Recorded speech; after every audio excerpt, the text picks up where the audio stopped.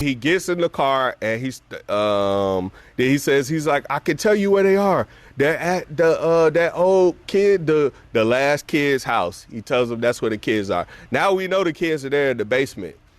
So we just, as your detective brain, you trying to figure out, like, how did he get to this basement? How these kids got here. So the next thing that he does is he drives the guy over there to the place. He pulls over to the house, then he knocks on the door. Somebody comes to the door, somebody lets him in. We don't really see who does. And before he gets in there, he goes, hey, you know what I'm saying? He was like, how don't know you not go just take the reward yourself?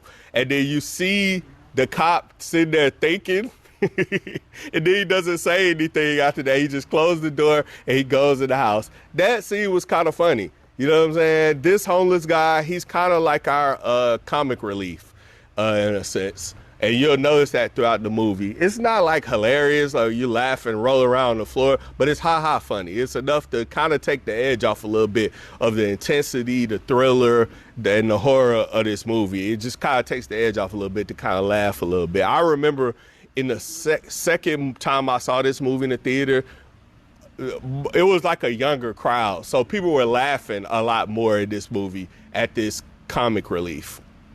So anyway, he goes in the house. We don't see who lets him in the house. And then he's sitting there, he's waiting. He's like, what the F? And so then night falls and he yells out, what the F? And so it's funny. I laughed at that part. And so then he goes, oh, here we go. Finally, the cop comes out. It's strange that this dude done been in here all day.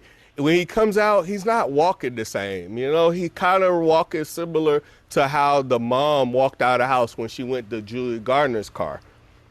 So he walks out. He grabs him, drags him from his feet into the house, and that's the end of his story. So the next part of the story, the next perspective we get is Benedict Wong's story. Benedict Wong is sitting as a principal in his office, and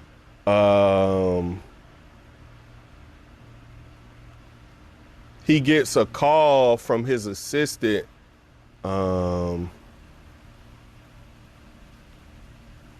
He gets a call from his assistant that somebody is here to see him. And so when the woman comes in, she looks very strange.